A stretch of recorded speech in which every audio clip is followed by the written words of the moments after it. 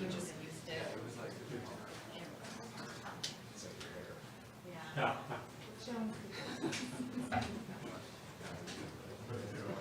They're better. They have a fabulous group. They call themselves the Quiver. Explain it. Quiver's chocolate. What's your dad? I'm like, you're not.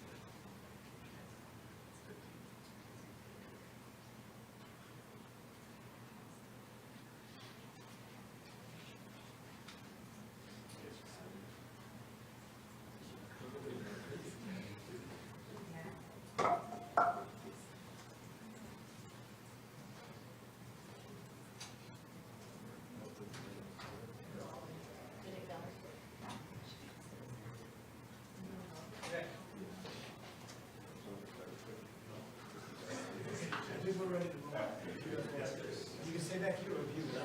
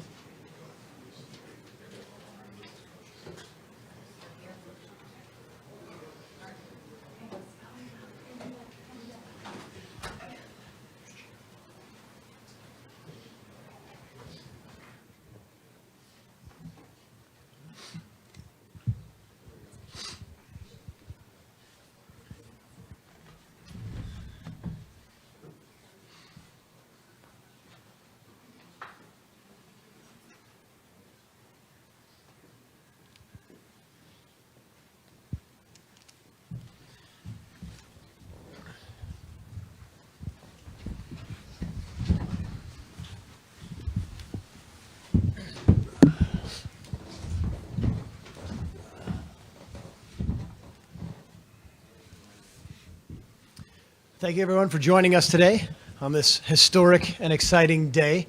We will have comments from the two gentlemen sitting next to me. But before we do that, I want to remind folks that we have microphones on either side of the room. So raise your hand, and we'll try to get to as many questions as we can. When you ask the question, please identify yourself with your name and affiliation prior to answering the question so we can have Coach Fickle start to get to know this audience. So with that, I'll turn it over to Athletic Director Chris McIntosh. Yeah, thanks, Patrick. Just briefly, thank you all for being here today. It's a momentous day for our program. Couldn't be more excited to introduce the 31st head football coach at the University of Wisconsin. Excited for our fan base, excited for our university, but most excited for the players in our program, present and in the future. The future is bright. Thanks for being here. Yeah.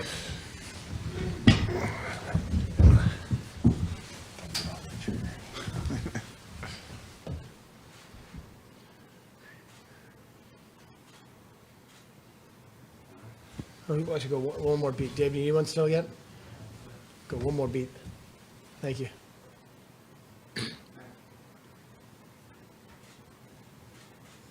Okay. Hey, if I can take that. Coach, if you would you please start us off with just some opening comments, and then we'll take questions. Well, neither one of us wore that jersey, as you can tell. No, I'm so excited to be here. I'm grateful that my family could be here with me as well.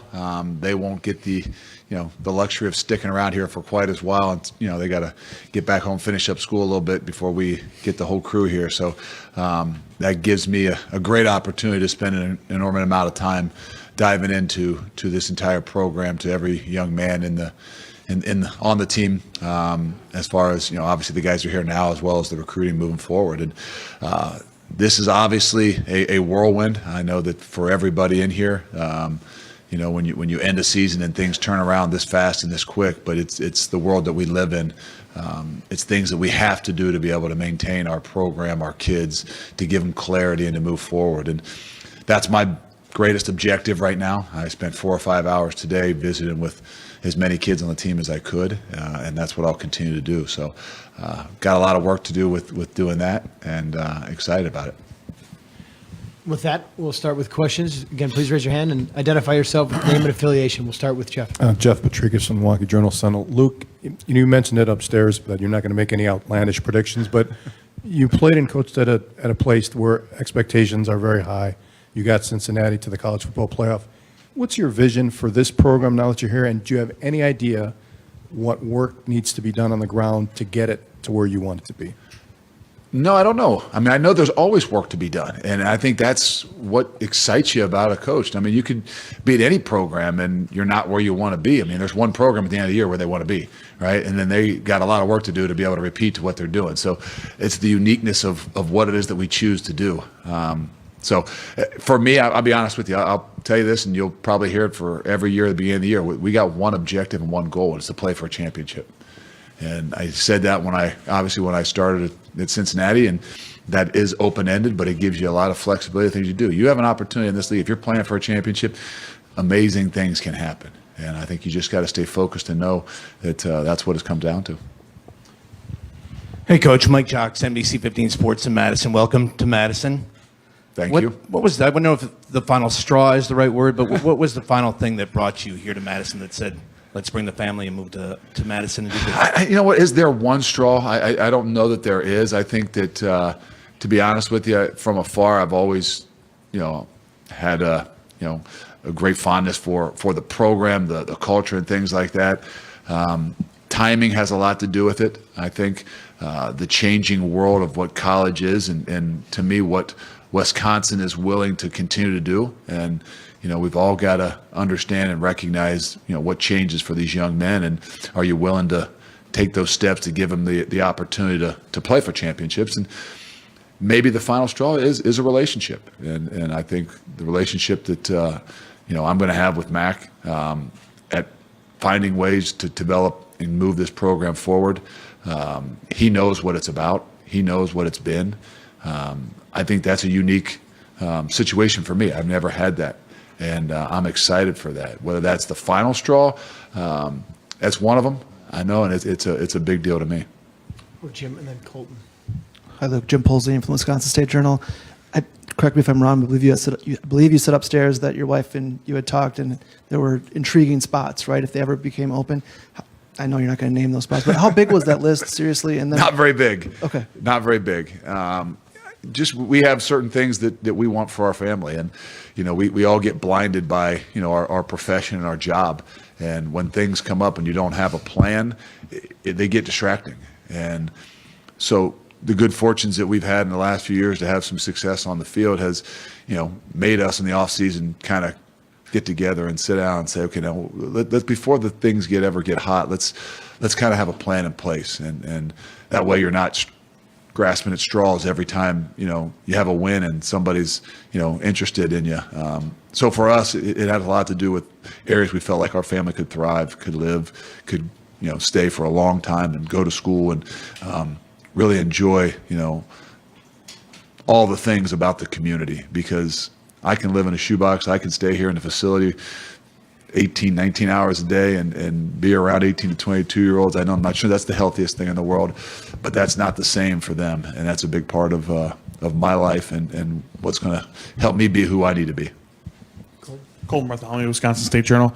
Luke, you've mentioned a couple of times the meetings you've had with the players, and a lot of players in this team have been outspoken that they wanted Jim Leonhard to be the coach here. What have those conversations been like, and how do you kind of approach trying to win over the locker room coming in as the outsider? You just got to be yourself. You got to be authentic. You got to be real, and it takes time. The unique thing that I think I got is I was in the position, and I had a great relationship with probably a lot of guys, just like Jim has. And I think that what we do understand is while kids are emotional, young men are emotional, they also are resilient. And I got the utmost respect for however things continue to move forward, that whatever is best for them, that they'll do. And I know that building a relationship is a big deal. It's not trying to overtake somebody else's relationship, which I'm not trying to do. But even that relationship with Jim or whoever it is that's been here, those are all things that make it difficult. I got a son back in Cincinnati that is in a similar situation that says, well, I don't have a relationship with some of these people who are coming in. That's what life is. Life is about continuing to grow, and so that's the message I've had to these guys. I'm not trying to overtake somebody's relationship with them, but I'm here to grow a relationship with them as well. Jesse, then Steve, and then Zach. Jesse Temple with The Athletic. This is for Chris. Along those lines, how strongly did you consider Jim throughout this process, and how much consideration did you give to the fact that the players were so supportive of him throughout this process? Well, obviously Jimmy, first and foremost, did an incredible job for the program. Stepped into a circumstance that was incredibly difficult and over-delivered. And, there's been a lot spoken about wins and losses, and I just want to be clear, that's not at all what it was about. Jim's ability to step into the program after an incredibly difficult transition and inspire this team to play with passion and with heart the way they did throughout the season was incredible, and we owe him for that. Just because of the process and the timing had the ability to watch Jimmy on a day-to-day basis, and obviously had a great base of knowledge on who he was and what he stood for. He's part of the DNA of this program. And so gave him strong consideration, very strong consideration. But, as the process went along and as we got more comfortable with what opportunities may exist in terms of leadership for the program, and as Luke and I spent more time together and got to understand each other more, got to build the beginning of a relationship, and it became clear that we see the world in a very similar way, and we see the potential in a program like ours in a very similar way, and we have the same expectations, championship level expectations. And it became evident that Luke and his experience and his belief system and his approach and his process, which was proven and does align with what we believe here, was the way that I felt we should go, and was the way that I felt best positioned our program for long-term success. Steve McGargy, Associated Press. Just wondering for Luke, with recruiting calendar being what it is, what's your timetable in terms of assembling a staff? And also, have you even broached the possibility with Jim about whether he might be interested in being part of your staff, or if that's something you're even considering? Yes, definitely I am. I met with Jim for about an hour last night. We'll meet again Wednesday. We had a great conversation. I'm very open to, obviously picking his brain for a lot of things. He loves this place. He's a diehard. So there's a lot of options that are open. I respect Jim. I don't know Jim now that well. I'm getting to know him. I know him from afar. We know people that know each other. I think we're very similar in a lot of ways. Jim will know what's best for him. Jim will know what's best for the program. Jim will know what's best for this team. And I respect that. And we'll continue to talk about what the future looks like, but we don't know what that is right now. This is a really hard situation with a lot of coaches. Jim obviously being the one that everybody knows about and talks about, but you walk in that room and there's a lot of guys that that their lives are going to be turned upside down, and not everybody's going to be here. And I got the same thing back at Cincinnati. I'll go home tonight and have to go in there tomorrow and look at a lot of guys in the face and not be able to tell them what their future looks like, because I don't know. And unfortunately, it's the profession the life that we chose. That's no disrespect to anybody, but I have an obligation to do what's best for this program and this team. And I'm not saying I know exactly what that is as we go, but I know that it's getting the right group of people that are going to be aligned in the right way and focused on doing the things that we need to do. And there'll be a few guys that come back with me right away. But we're going to work this process and find out what's best for this place, because there's a lot of deep roots here, and the culture is incredibly strong here from what I know in the last 25 years. Before that, I was paying a lot more attention to wrestling programs, and as a younger kid, things like that. So I don't know what programs were like back then. I don't even know if they used the word culture back then. But I don't want to knee-jerk react to a lot of things. There's a process to this that has already begun. Mark? Coach, Mark Stewart from the Milwaukee Journal-Sentinel. Another recruiting question for you. As you put together your staff, your recruiting staff, what's going to be an ideal size for that? How key is getting that ideal size going to be to what you want to do? And then I guess the other part is there are about 9-10 guys out there who have been committed to Wisconsin Badger football for the last few months. Will those scholarships still be honored? Those guys are our number one priority. It's a short time, and those guys are the ones that's lives are in a little bit of disarray as well. The great thing about the University of Wisconsin is those guys might have been attracted here because of maybe a relationship with a guy, but they're going to be here because of what Wisconsin is, because of the school, because of the athletic program, because of the history. And that's what's really fortunate about walking in here and in a tough situation in 3 weeks that you got to sign, a group of guys. So we're excited about getting on the road to go out and see those guys, to build a relationship. We hope that we can, sustain every single one of those guys, and we're going to continue to push forward.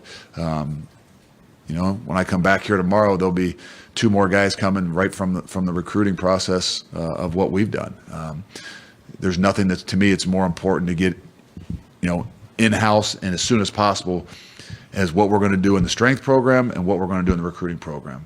because to me, those are two of the lifebloods to how we've built things and how I believe the future needs to continue to grow. Hey, Coach. Sam Harrigan with the Badger Herald. As you mentioned, you'll be in kind of a unique role for these next couple of weeks through both practices. But if there's one thing that you're trying to preach and establish in these next couple of weeks, what would that be? It's Trust, respect, and love. I mean, I know that from visiting with these guys the last few hours, that's what that locker room was built on. And now you've got a new guy that's walking in that's completely different, and they don't know me. And so there's things that have to be done to build those bonds, and they aren't done overnight. They're done with authenticity. They're done with, repeated actions over time. And if I'm not around and I'm not having an opportunity to be around them while they're practicing in bowl practice, in those situations, I'm losing an opportunity to really help develop that relationship, because how much we can push these guys and how much we can get them to grow has a direct correlation to how good of a relationship we've got with them. Jake, and then we'll go in the back. Jake Kokorowski, Wisconsin State Journal. Luke, with going back to recruiting, and I'm looking at your previous classes at Cincinnati, a lot of Ohio blood in those classes. Are there particular regions or states that you are hoping to dive into now at Wisconsin? And then within that as well, just how, with the recruiting overall, how is it going to change going from maybe a program like Cincinnati and then what you'll be facing here at Wisconsin? Well, they've had a great foundation. I'm not saying that what they've done or how they've recruited. They've had a great foundation. I think for me, the uniqueness of being here is just like we were at the University of Cincinnati. The 300-mile radius, you can do the core and the crux of your program. And that's what I love about this opportunity is within the 300-mile radius, that will be the core to what it is that we do. I have a good grasp on that. I don't, like I said, I've got to learn a lot more about, maybe the 50-mile, the 60-mile, the 100-mile radius. But I know as you get into the Chicago and the areas that you guys have done an unbelievable job in, there's a lot of roots that have been built there. And I know that if we can kind of capture that like we did of that 300-mile radius where the core of the program is, then we can extend into the other areas where, we'll look at the history of what's been really good here. And, those pipelines and those kinds of things, people don't realize how strong that is. When you've got a guy from an area, or you've got a few guys from an area, there's a connection that goes a long way.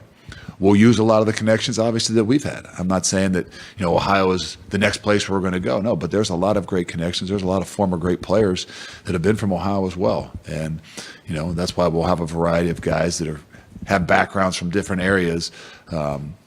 But that's my job, is to figure out what's been real successful here.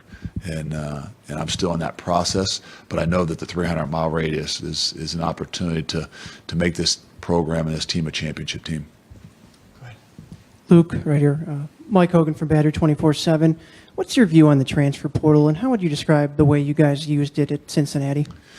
So we did not want to be a transfer team. I do not want to be a transfer team. I'm a high school recruiting guy that says it's about development of young men. We signed 22, 23, 24 guys in the last 3 years at Cincinnati. Now, sometimes people will say, oh, you had this transfer. Yeah, we have had a matrix for transfers. We have had literally a matrix to say they've got to hit these points in these situations and these things, because the last thing I want to do is bring a guy in to our program here in particular that's going to mess with the culture. It's going to mess with the environment. It's going to mess with the relationships and inside a lot of those rooms. I don't know what those are just yet. So in my mind, more than anything, it's got to be a right fit, and it's got to be the right people. And the thing about transfers is sometimes you don't know them, and you don't have the opportunity like you've had in high school to get to know them, to be in their home, to build some relationships, and know when they walk in the door, they've got 4 or 5 years to grow and to develop into what it is that you want. I've never been a proponent of the transfer portal, but I think we have used it and would use it only in ways to fill gaps. All the way on the left. Evan Flood, 24/7 Sports. Coach, as someone that was once in a very similar situation to that of Jim Leonhard, I'm curious, not to give away trade secrets or anything, but what would be your advice to him as somebody who was interim coach at his alma mater, and what worked for you after ultimately getting passed on to you becoming the coach you are today? I think a lot of soul searching. When I left Jim the other night, I just said, hey, I think you got a lot of things to think about. You got to really kind of, in your mind, figure out where you want to be in 5 years and where you want to be in 10 years. And if you can figure out and say where you want to be in 5 years and where you want to be in 10 years, it's going to help you a lot better to figure out where you want to be next year. And that's not easy. There's a lot of things that we all have to be able to get over and get through.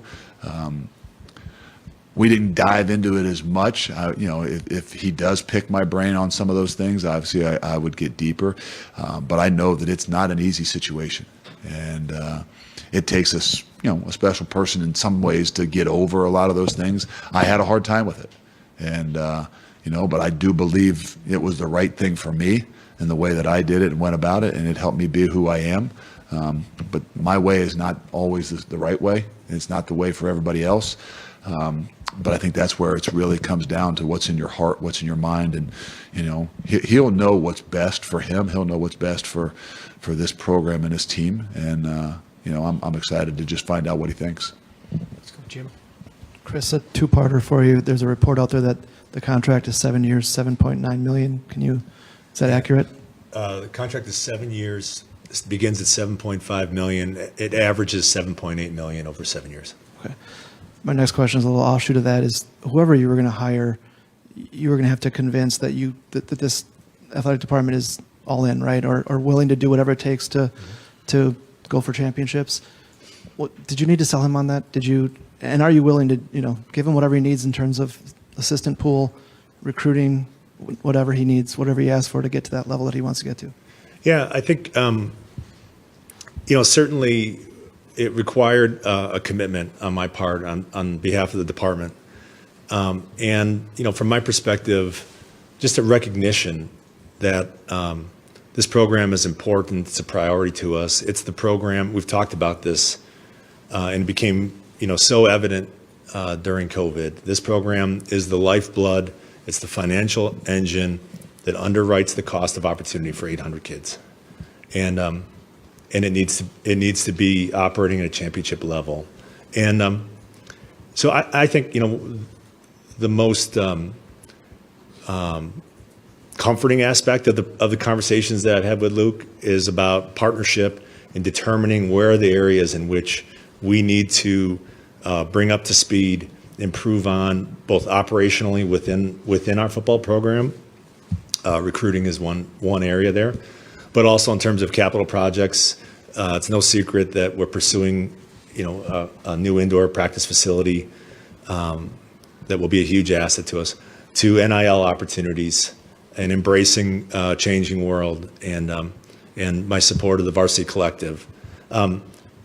That's 3 areas of countless areas in which we'll partner and work together and make sure that everything we do is living up to the expectation of winning championships in this program.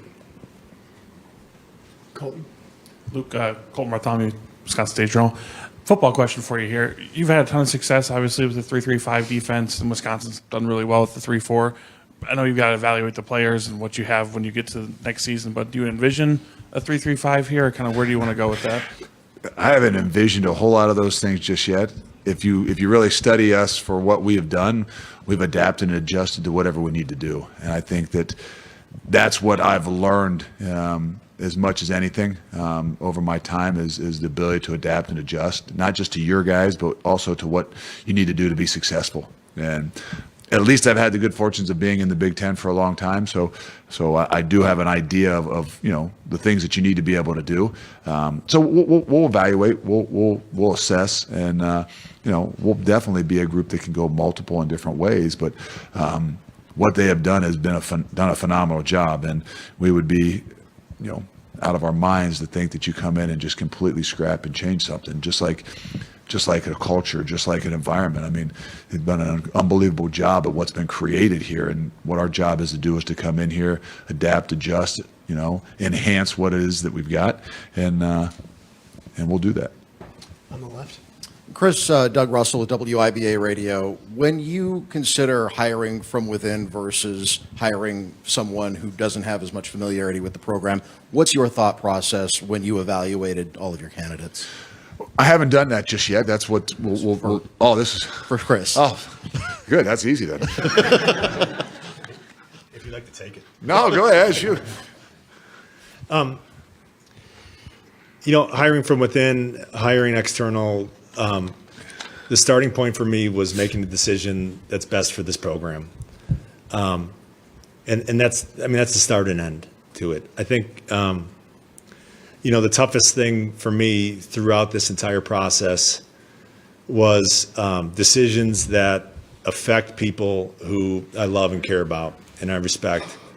And, clearly Jimmy is squarely in that category, but our entire staff, I have teammates on this staff, and it's not lost upon me the impact that has on those families. Perhaps the most difficult part of this process has been the hardship that it has created for the kids that I care about and love so much, that I've tried to support in my time here. And as I think about, what my experience was as a football player here, as a student athlete here in this program, the experience that these kids on this team had this year it isn't one that I would wish on anyone. It's been extremely difficult, and that's why, I said earlier how proud I am of the approach they took. And when we met with them last night, I recognized and I apologized for the decisions that I have made this season that have contributed to the challenges of this season. And that just can't be overlooked. And it's been the hardest part for me, and it's clearly been hard on these players, on these student athletes. But, those factors clearly play a role in or are applied to internal choice. I felt it was my responsibility to find the best leader for this program in the long term. And so, usually, and in this case, internal choice understands the culture, understands what the DNA of this place is. And that's usually a head start. That's usually a big asset. And I think what's so rare about, once I got to know Luke, what's so rare about the opportunity that led us together is someone who believes in the same things, someone who believes in what this experience should be for a team and for the development of young men.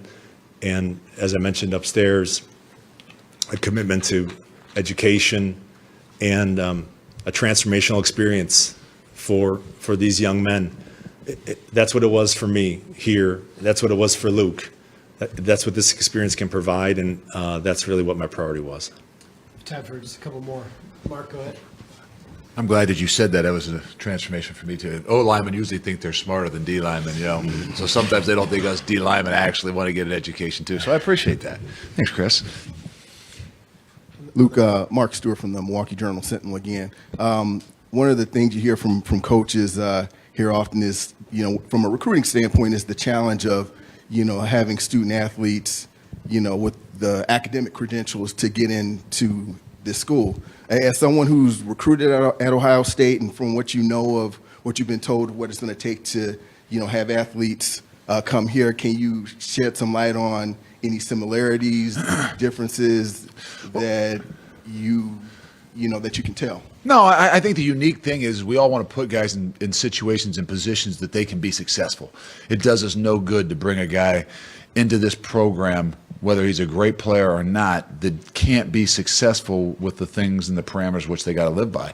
We know there's an incredible an academic institution, and we've got to make sure that we bring guys in that can fit that standard.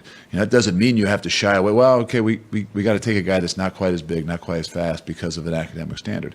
No, but we all got to put them in positions where they can thrive and be successful. I'm excited to meet the people that are going to work with them, because we know that there are guys that you have to take that have challenges, and as long as you have the support to help them, they've got the heart and the drive to do it, all things can be done. And so I think that all goes into your assessment of what it is that you believe of a kid. You know, you can't just look at a couple game clips and say this is the kind of player he is. You can't just look at a transcript and say, oh, okay, well, he's a 2 whatever student, so he's not very good, or he's a 3.8 student, so he's really good. No, you got to dive in to know these guys a lot better. You got to know what's within and how they're going to work to make sure you're putting a guy in a situation that he can not only fit your culture, but be willing to do the things that you expect him to do. All the way back on the left. Luke, Zach Hanley from Channel 3 in Madison. Just curious, as a player at Ohio State and then as an assistant coach at Ohio State, how did that experience shape you as a leader and help shape your coaching style and what you want to see on the field? Well, I don't know that it was where I was. I think the great fortunes that I had is I was able to keep my family at one place for 16 years and be with 3 Hall of Fame coaches. So I had the good fortunes to play for and then be a GA for John Cooper. And then I had a great fortune to coach for Jim Tressel for 10 years, 10 years, and then with Urban Meyer for 5. Obviously, it was unique that I was at my alma mater, but I got incredible experiences in 3 different leadership styles and never had to move my family. So I look at myself and say I had incredible fortune, not just to win games and to see how it's done, but to do it and be able to see how 3 Hall of Fame coaches have done it and done it in different ways. I treasure those experiences. I'm none of the 3. I think that's what I'm very fortunate to be able to see, is that no matter what, you take a piece from every single one of those guys, but you got to be authentic and you got to be who you are. And I don't know if I would understand that had I only been with 1, had I only been with 2, had I not seen it done and be successful. So like I said, when I stood up there today, I didn't thank those guys. There was a lot of people that I couldn't thank, but if I was here today right now to say, okay, what's helped you get to where you are is to have the ability to be around John Cooper, to be around Jim Tressel, Urban Meyer, and I'd throw Lee Owens in 2 years at the University of Akron. That's what has helped shape me into the coach and leader I am today. Last 2 questions, Zach and then Jim. Zach Heilprin, Zone Madison. Chris, and it's actually a question for both you guys, kind of a timeline question. Chris, when did you know Luke was the guy? And Luke, when did you know Wisconsin was where you wanted to be? Yeah, we spent the process getting to know each other. It wasn't until, and I know there's a tremendous amount of interest in the step-by-step of the process and what thresholds we crossed in terms of getting to know each other and the like. But I would tell you that it was last week in which I had a chance to fully evaluate the candidates that were in consideration, including Jimmy. And we sat down with Jimmy Monday afternoon for a few hours and got a sense for what his vision was for this program. And it was after that I was forced with, making a really tough but important decision. And it was at that time that I realized Luke was the guy. It was hard for me. I mean, I knew that there was interest. I'm not a great guy to build relationships with when you're in the midst of, the battle. And so I tried to stay really, really focused and tried not to think about it. And, my wife and I would take those opportunities, maybe an hour here or there. But I couldn't tell you that I really, truly knew exactly what I wanted to do until I could almost finish up what I was doing. And there's not like everybody's like, well, what was the straw and the thing? But it's just a process. And, as I started to even think about it in little snippets, it started to feel better and better and better about what this place is and what it can be. But there's not, I don't know that I could tell you, hey, this was Dad woke up after our last game and I said, this is what we're going to do. But it was that process. It was those little moments. And it probably wasn't truly till the very end that I was like looking at my wife and say, we got to do this. And, so I don't know what the exact time. Final question. Chris, as you mentioned earlier, there's a lot of current players that are hurt and unsure of their future, and the transfer portal is what it is. Do you have any concern that you'll be able to field a competitive team for the bowl game? No, I mean, we're excited about the bowl game, and there's a rich tradition of bowl games here, and we've got a 21-year streak in playing in bowl games here. And, there's a process that our players will go through to become more comfortable with the direction that Coach Fickle will take this program. And, that began last night. That started last night when we addressed them, and then when Coach Fickle was left with the players to talk to them. And I'm confident that we'll have a team who's fired up about the direction of our program. I don't have those kind of concerns, and this will be a valuable experience for all involved, for our players, for our coaches. For a long time, we viewed playing in bowl games as a competitive advantage, as an opportunity to further develop our roster and the younger players, and that's how it'll be viewed this year, as an incredible opportunity. And I think we'll have plenty of people to take advantage of it. Thank you, gentlemen. Thank you, everybody, for attending today. Sorry we didn't get to every question, but hopefully you'll have many more opportunities to get to know Coach Fickle down the road. Thank you. Thank you. Thanks. Thank you.